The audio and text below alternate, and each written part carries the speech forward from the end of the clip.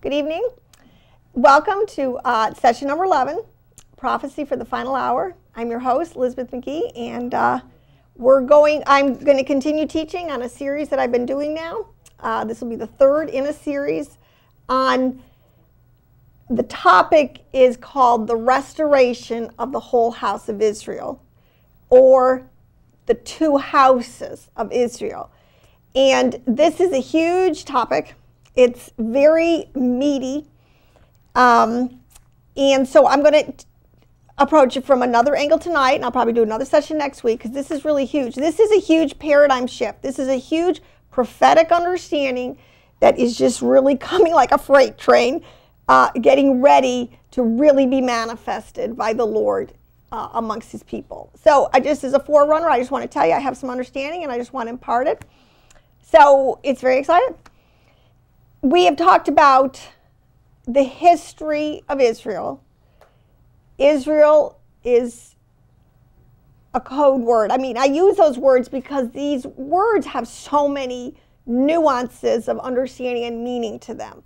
But Israel is a word for the people of God, okay? And this has been the story of salvation, how God is going to redeem his people who were affected by the fall, Adam and Eve in the garden. And the whole story is about how he is going to redeem his people from that situation. And by the time we get down here into kind of like around Abraham, who becomes the father of Israel, is where we're going to pick up. But I want to talk tonight specifically about this whole understanding of the firstborn birthright blessings. Now, when I have been talking, like last week especially, I tried to lay this out scripturally. I tried to make it very clear. The concept of a Gentile Christian church, there's no such animal in Scripture. Honestly, I don't know how people are going to take that. Probably when I heard it for the first, I don't know, maybe I'm very comfortable with it now because I understand. I'm really steeped in this thing, but I'm not trying to offend anyone. But really and truly, because of the disobedience, both houses are under a partial blindness. And the Gentile church, to a large extent, is in a complete blindness of who they really are and what is going on in the really big picture, the true picture of Yahweh's redemption plan. So we're talking about really the two houses of Israel. The history of the nation of Israel is in the fallen tabernacle of David. They were a united people under David. They were the witness to the whole earth. They were Yah's seed. And there was division. You know, a house divided cannot stand. I gave the whole history of the northern tribes and the southern tribes. Israel today over in the land is by and large, and this is their national identity.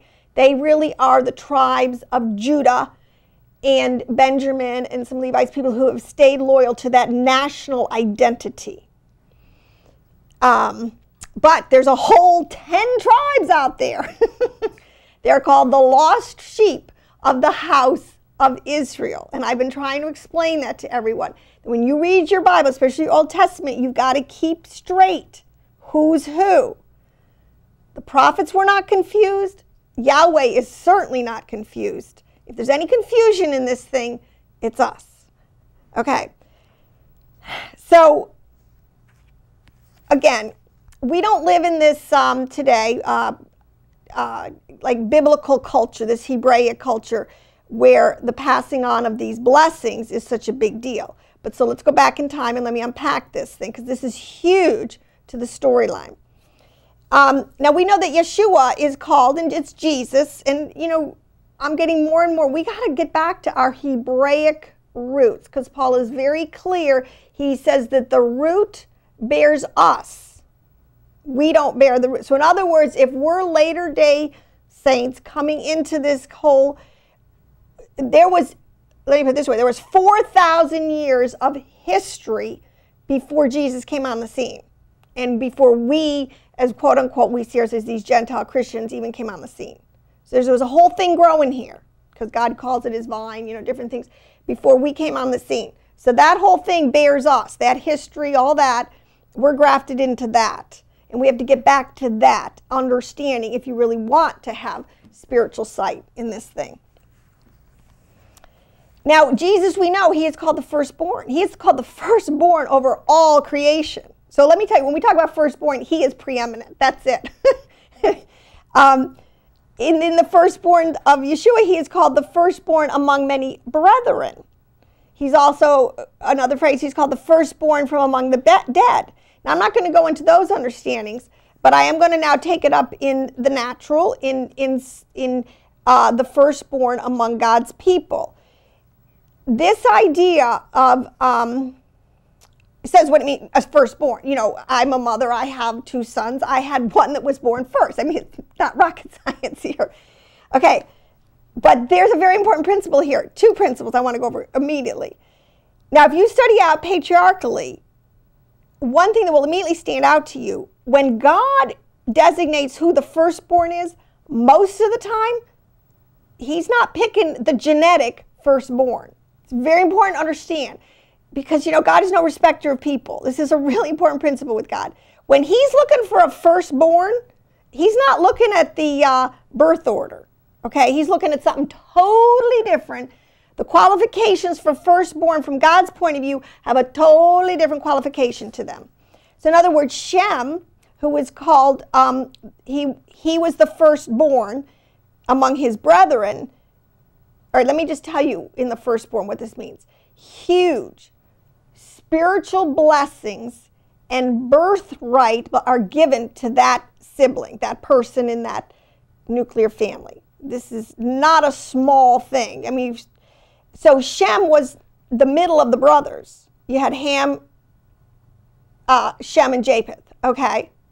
In Abraham, he was in the middle of his brothers. He had 3 brothers, and he was in the middle. In Isaac, the story with Isaac, he had a brother Ishmael. Ishmael was the firstborn, technically, but the blessings went through Isaac. When you get down to Isaac's sons, had 2 sons, Jacob and Esau, the blessings went forward through the generations through Jacob and not through Esau. And the same thing, when you get down into, and then Jacob had 12 sons, okay? And when you get into that story, you'll see that Joseph, actually that's where it gets really interesting because at that point, the birthright kind of splits off. And that's where it gets really interesting to see how God works salvation through the nations. And then they go on to Ephraim. Okay, so let's just pick up here in this story here with Jacob and Esau. They were twins. Their father was Isaac. Their mother was Rebecca. I hope I got that right because I get confused with Rachel. No, it was Rachel. Rachel, okay? And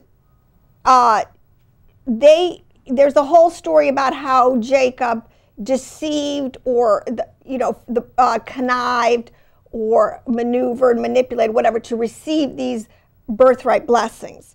But there's so much more to the story here. One of these things, and let me just tell you, there are 2, and you have to really unpack words, and I've said this so many times. If you're looking at verses, you have to just get out a concordance or go get one of these Bible programs online that gets you right back to the original Hebrew and to the original Greek. You have to look at these words and get an understanding of these words in their original understandings and disregard the translations until you really have a handle. Because some of these, they're so misleading. Like last week I told you, in most of the new translations, they do not translate the house of Judah and the house of Israel using the word house, which is an absolutely biblical, typographic understanding. They have no business changing that word. If they understood it, they'll have to stay, because it's a house. God is really saying something. He's very specific. All the prophets use the word house. We should not be changing it to people or to something else.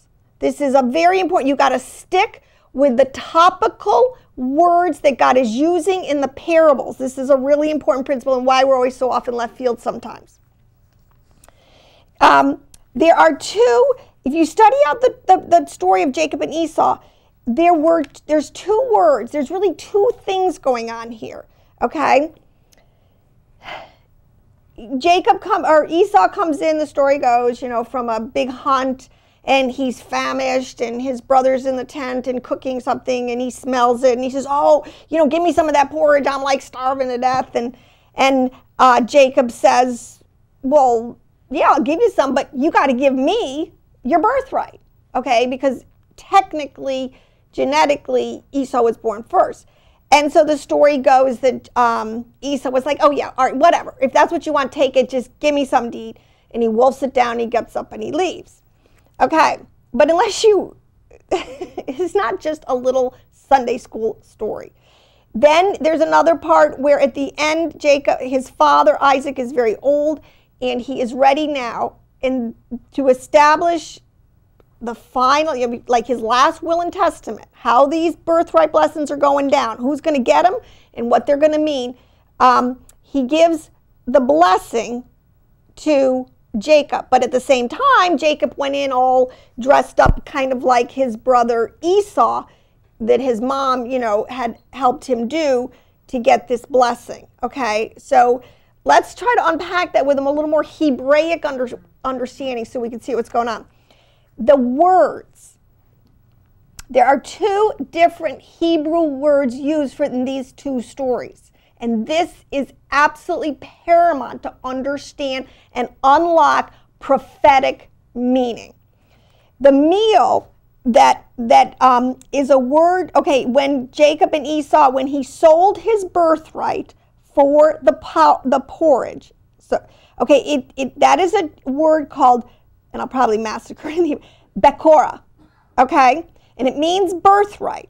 Now, when he was blessed by his dad Isaac, getting those blessings, and it's a different word. We're talking about a birthright, and we're talking about a blessing. Those are two different words. The blessing is the barakah, and that is a little different. Now, there's two things involved to God, okay? Well, I always say this. God watches over two things, his word and his people. They are never, he's always watching over his word to perform it, and he's always watching over his people to keep them, okay? Now, the Bekora, which was the birthright, this is, in its understanding, is the spiritual mission.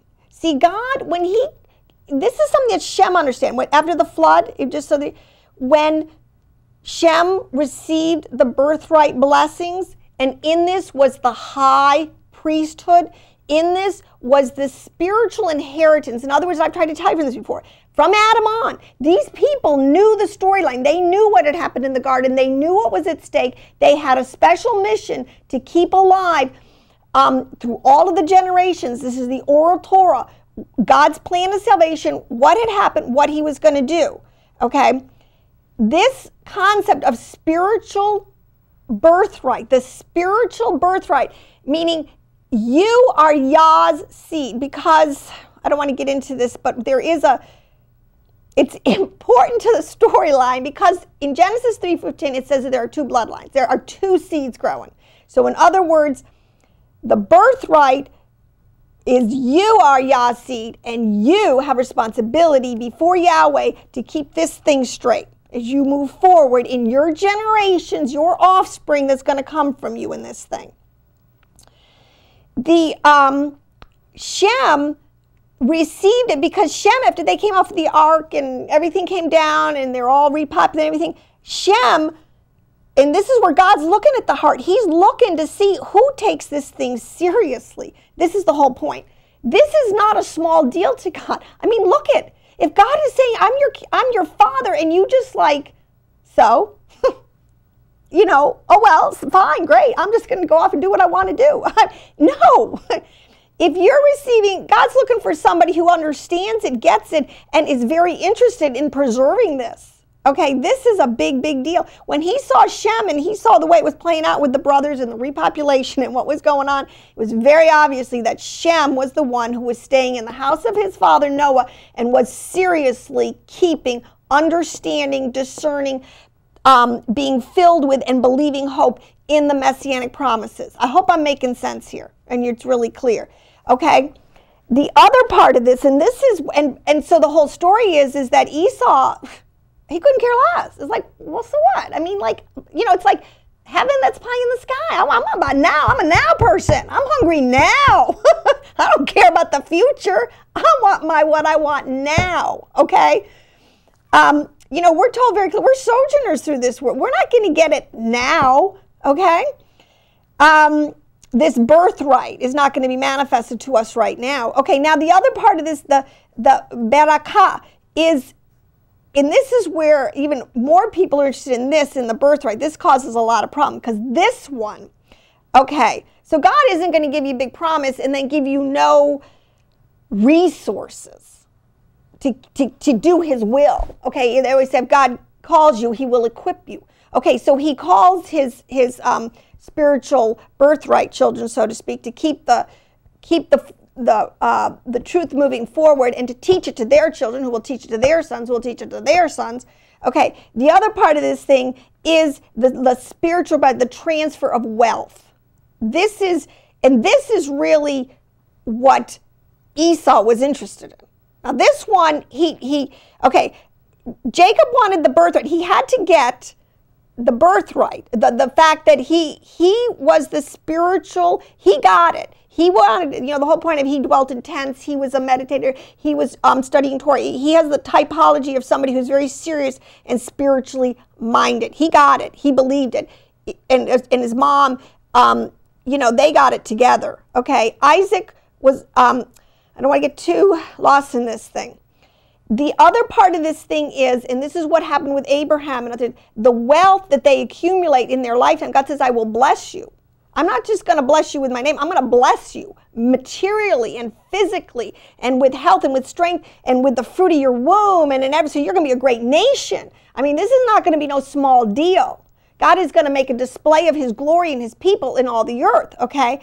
So this material blessing, this transfer of wealth, it gives them material superiority, and the Bekara, it stands for the estate rights, okay? The two of them go hand in hand. I hope that makes sense. So if God calls you, he's going to equip you, okay? He made Abraham a very wealthy man, a great man of renown. If you look at that word, I will make you a great nation. That word great is, the first usage of it is he made two great lights in Genesis in the sky. I mean, who doesn't recognize the sun today? I mean, come on, great, renown. We're talking a big deal here, okay?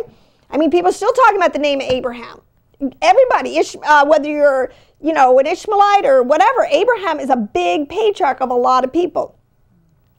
Okay, but this is where, this is what's interesting, and this is what the rabbis say, like Rashi. If you get into, you should get into some of the Torah rabbis and some of their commentary on this. Abraham, that Esau was only after he scorned the birthright. He had no interest in the spiritual blessings and this whole concept of being Yah's seed on the earth. That just wasn't his thing. He went, and you can really see this. One of them, Rashi says, you know, you can really see this in the way, you know, actions speak louder than words. When he sold his birthright, or just kind of gave it away to Jacob, he just, with the meal, he sat, he ate, he got up, and he left. I mean, just totally tit-tat, tit-tat, tit, I'm going out of here, bye. Had no remorse or thoughts of what he had just done. It just didn't even cross his radar, really. Now, Rebecca understood, and this is one of these funny things, like, I suppose in a marriage, you're married, and the husband and wife see the kids differently, and sometimes, you know, women are very intuitive, and it sounds like Rebecca really understood something. She had been trying to dialogue with Isaac. I'm looking at my boys, and I'll tell you right up front, Esau is just not getting this, but Jacob is. I'll tell you, Isaac, Jacob is the one. He gets it. You've got to make him your progenitor, your firstborn. Okay, so this is why she probably just really had to make sure that it went down, because she understood these two blessings need to go together. They went together with Abraham, they went together with Isaac, and now they needed to go together with Jacob, okay? So she understood that. The spiritual message, and this is so key to understanding this thing, The spiritual message desperately needs the material infrastructure, the military protection to keep the prophetic vision moving forward. Like I said, when God calls you, he will equip you. In the bigger picture of this thing, even with Israel, he called them David, but they were mighty fighters. They had everything they needed to hold down their turf and to keep their witness strong in a world surrounded by very serious enemies. Okay? When they were in obedience, they had no problems keeping their enemies at bay, because we live in a real world with real enemies. Now, to get back to this, in the first call of Abraham, he had both the blessing and the birthright, the Bekora and the Beraha, if I'm saying those correct. Okay? The material blessing and the spiritual blessing. He said here, I will make you a great nation. I will bless you. I will make your name great. I will bless those who bless you and curse those who curse you. And now I'll get into this in a second. And through you shall all the families of the earth be blessed. Now, this is really an interesting, because you got to look at every word. Now, I do have to just say one thing, especially in the story of Jacob and Esau. In these Bible stories, they are polygamous. What can I say? Jacob had 4 wives. So he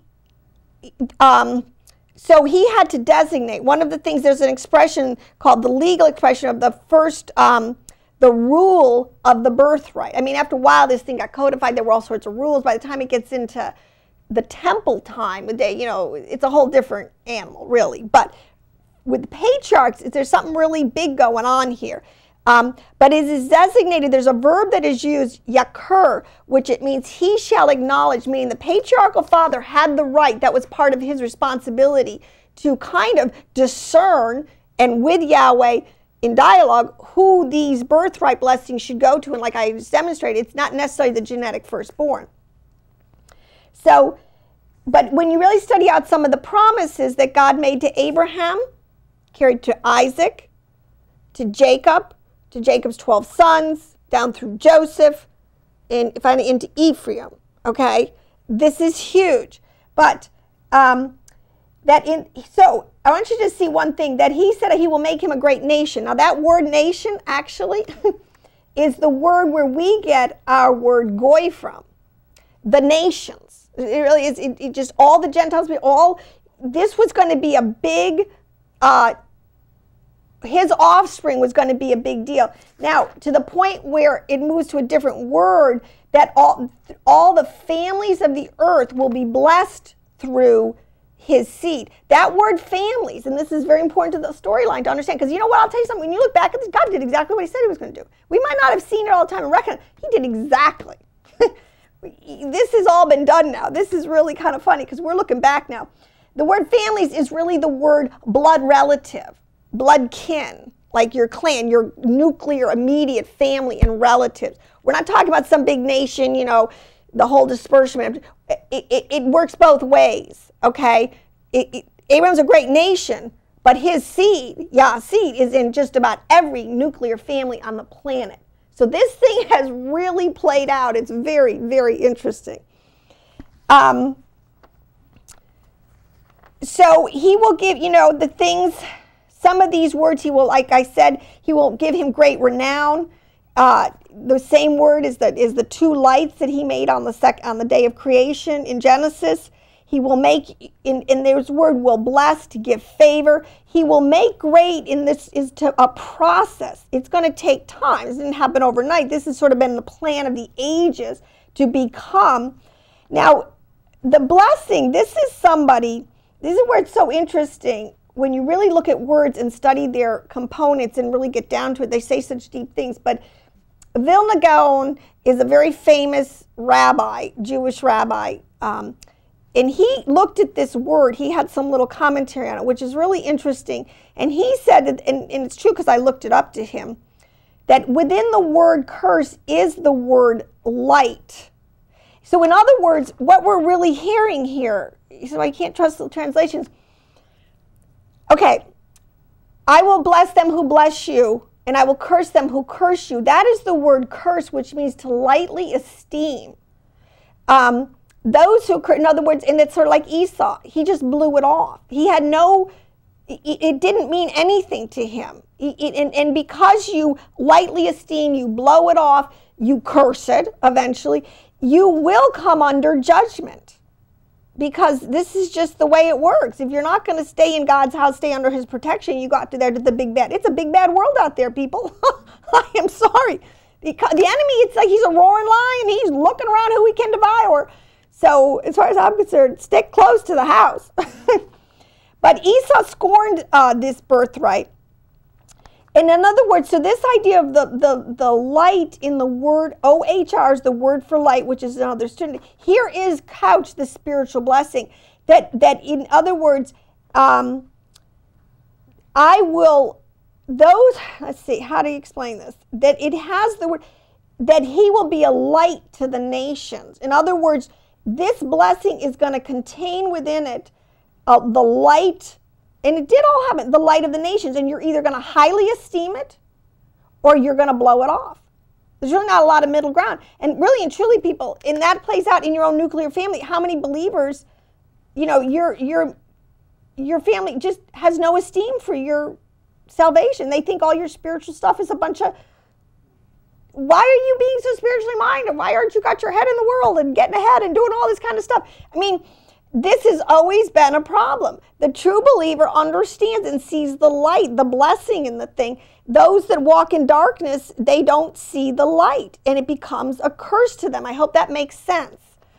Now Esau, he would have squandered it. This is the thing, and I think this is what Rebekah saw, and this is why God finally, in the way the whole thing worked out, the blessings went to Jacob, who really had the heart. And this is why God looks on the heart. Do you esteem it? Do you believe it? Do you love it? Are you a Torah-keeping person? Do you love the law of the Lord? And I'm saying that in sense of the righteousness of God, okay? Versus, you know, we're to love righteousness, we're to hate evil. Now, the birthright, now this is where it gets really interesting, and this is where we can almost fast forward a little bit into the prophetic understanding for our day and time.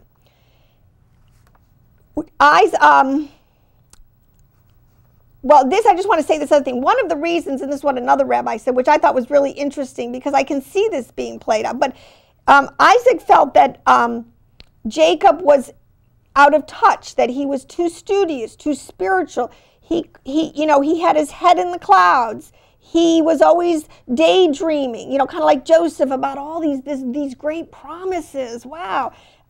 He was not a down-to-earth, you know, he could not manage the materialistic, political, military machinations involved in the blessing. It's very interesting. And it played out that Rebekah was right. She saw something in Jacob. When Jacob comes back after having, you know, had to, you know, almost like run away because Esau was so mad, and he comes back very wealthy, having flocks and herds of his own, having children and wife.